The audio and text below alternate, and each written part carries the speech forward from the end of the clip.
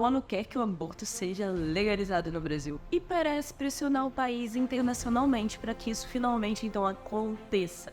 Diversos debates parecem acontecer na ONU a respeito da falta de segurança para que meninas e mulheres possam então realizar o procedimento de forma segura no Brasil.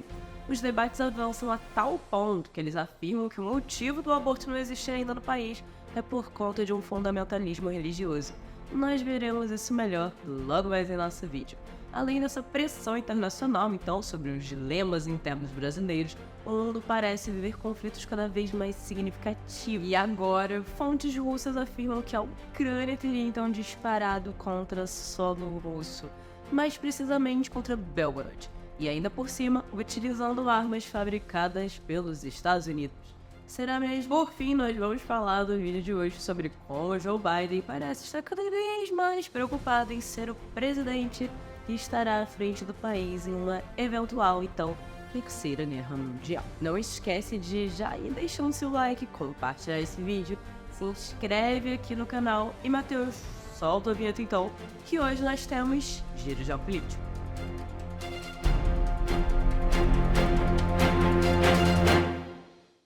Olá, eu sou Bárbara Martinelli, analista de geopolítica e relações internacionais, e seja muito bem-vindo ao nosso quadro do canal do Danúzio, Giro Geopolítico.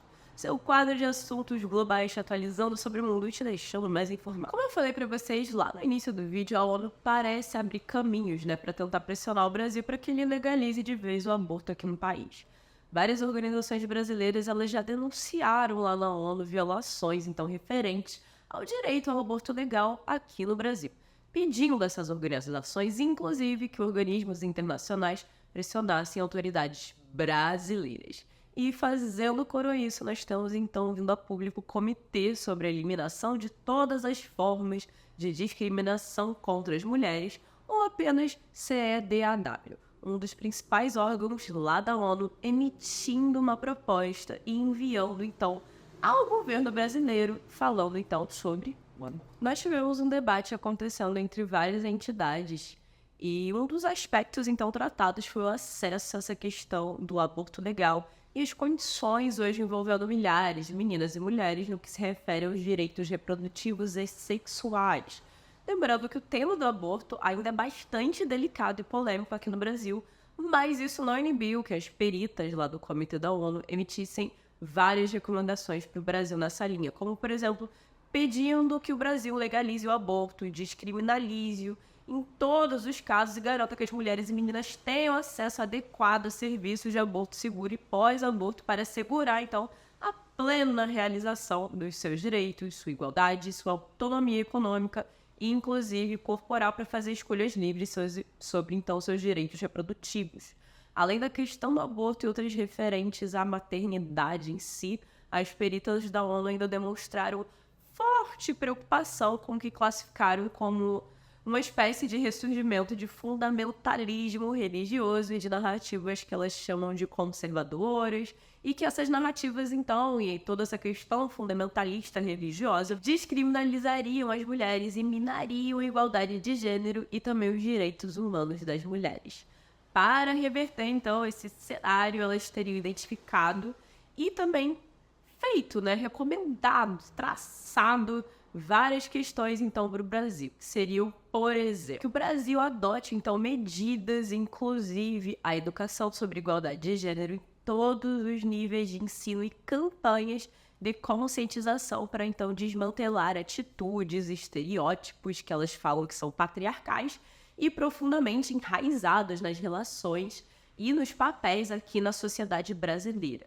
Embora a gente tenha várias recomendações vindas de organismos internacionais e que por muitas vezes podem virar agendas nacionais e agendas inclusive de partidos políticos ou até mesmo engajar para um debate público, o Brasil não é obrigado a adotar tais recomendações da ONU. Mas é interessante a gente notar como há um incentivo internacional para que o debate do aborto volte a vigorar aqui em solo brasileiro, para se abrir então caminho novamente para que o aborto possa ser legalizado, visando, sobretudo, se penetrar dentro do que classificaram como entidades religiosas fundamentalistas, a estimular por meio, então, desse discurso de equidade a questão, então, referente ao aborto. E aí? Será que em breve teremos, então, um debate do aborto voltando com tudo aqui no Brasil? Vamos ver, né, até que ponto essas recomendações internacionais podem gerar novos, então, embates sobre aborto aqui no Brasil. Bom, saindo do Brasil e aterrissando lá na Ucrânia, o país está agora autorizado, então, a usar armas ocidentais para atingir alvos dentro da Rússia. Será que essa decisão vai afetar a linha de frente da Ucrânia e poderá mudar algo na guerra em si?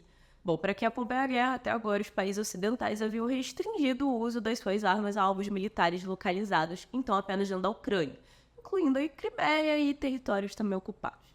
Eles estavam muito preocupados que atacar alvos, né, através da fronteira, internacionalmente reconhecido, com armas endurecidas pelos países da OTAN, pudesse escalar bastante o conflito. Mas o mais recente avanço russo lá na região nordeste de Kharkiv convenceu os aliados da Ucrânia que, para se defender, a Ucrânia deve, então, ser capaz de destruir alvos militares do outro lado da fronteira, ou seja, dentro da Rússia. Na semana passada, até mesmo os Estados Unidos, que eram altamente reticentes em permitir os ataques ucranianos a solo russo, pareceram então ceder ou concederam à Ucrânia um direito então limitado de usar armas fabricadas lá dos Estados Unidos em alvos militares dentro da Rússia, à medida então que as forças russas estão, né, na verdade, intensificando a sua ofensiva lá em cidades e várias aldeias ucranianas então. No mês passado, a Rússia lançou um ataque terrestre massivo na região, abrindo uma nova frente e capturando várias aldeias, como a gente estava falando. O avanço russo representa uma ameaça para Kharkiv, que é a segunda maior cidade lá da Ucrânia, e poderia, então, apontar para uma conquista russa extremamente significativa. Kharkiv fica apenas a 30 quilômetros lá da fronteira russa, e a fronteira nessa região é também, efetivamente, hoje a linha de frente da... E como tínhamos uma proibição do uso de armas ocidentais para atingir alvos, então, fora da Ucrânia, isso ajudou bastante as tropas russas a se prepararem para essa operação em um ambiente relativamente seguro. Tivemos, então, uma pressão enorme vinda da Ucrânia e de outros estados europeus, e os Estados Unidos acabaram cedendo e concordando em mudar essa política e permitir que a Ucrânia ataque agora a Rússia, então, com essas armas ocidentais.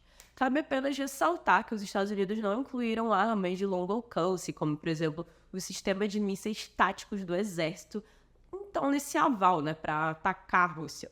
Esses mísseis, né, que eu acabei de citar, de longo alcance, eles podem atingir até 300 quilômetros e podem ser usados para atingir bases militares, campos de aviação em território russo bastante afastado, ou seja, bem além dessa fronteira russa que está mais próxima, então, ali de Kharkiv. Podemos notar, então, que há limitações para alvos, né, que a Ucrânia pode atacar. E com essas limitações, a Ucrânia só pode, então, atacar alvos próximos da sua fronteira. Mas essa ainda é uma grande mudança política por parte, então, dos seus aliados. Mesmo com alcance mais curto, de mais ou menos 70 quilômetros, múltiplos de lançadores de foguete, como o sistema HIMARS, por exemplo, podem começar a incomodar essas operações logísticas russas e o movimento das tropas. A Ucrânia quer com isso tentar conter os avanços, né, dos russos. Depois, então, de todas essas permissões, tivemos, então, fontes russas vindas a público falar que a Ucrânia disparou armas dos Estados Unidos dentro de Belgorod, lá na Rússia. Segundo os russos, as forças ucranianas supostamente usaram, então, esse sistema, o HIMARS, que é o sistema de foguete de artilharia de alta mobilidade, que é um lançador, então, leve de foguetes múltiplos, para atingir, então, a cidade fronteiriça lá de Belgorod. Isso foi emitido pelo próprio Ministério de Defesa russo e também foi complementado por diversos blogueiros militares russos que são bastante próximos, então, ao governo russo. Devemos lembrar que a Rússia ameaçou uma resposta mais dura caso isso acontecesse. Vice-presidente das Relações Exteriores da Rússia, que é o Sergei Ryabkov, disse que os Estados Unidos poderiam enfrentar consequências fatais se ignorassem as advertências deles para não permitir que a Ucrânia usasse armas fornecidas pelos Estados Unidos para atacar os alvos da Rússia. Segundo a agência de notícias estatal, que é a RIA, o Ryabkov disse o seguinte, abre aspas para ele: gostaria de alertar os líderes americanos contra erros de cálculos que poderiam ter consequências fatais. Por razões desconhecidas, eles subestimam a seriedade da rejeição que podem então receber, fecha aspas. O próprio Vladimir Putin já havia emitido comentários nesse sentido e ameaçado a OTAN falando que eles estavam arriscando levar o mundo para um conflito global. Cabe saber agora se a ameaça ficará apenas nas falas ou se a Rússia responderá e como será essa resposta. E por falar em conflito global, o Joe Biden parece não querer que a atual guerra entre Rússia e Ucrânia desencadeie uma guerra global e nem que ele seja o presidente que esteja no cargo caso isso aconteça. Isso nos foi relatado pelo porta-voz de segurança nacional da Casa Branca, que é o John Kirby. Em entrevista lá ao jornal ABC News, o Kirby disse o seguinte, abre aspas para ele: "Estamos preocupados com a escalada desde o início desta guerra, e essas preocupações permanecem válidas. O presidente disse que não quer ser responsável pelo início da Terceira Guerra Mundial. Não estamos à procura de um conflito com a Rússia, outra potência nuclear", fecha aspas. Finalizou então o Kirby. Como podemos ver, existe uma forte preocupação que a guerra na Ucrânia avance para se tornar uma guerra global, o que inevitavelmente poderia nos levar também a uma guerra nuclear, já que toda essa escalada, tudo isso poderia realmente sair do controle. E conter tudo isso parece então ser uma prioridade de vários países, como os Estados Unidos. Não é à toa que a guerra ela parece escalar de uma forma relativamente controlada.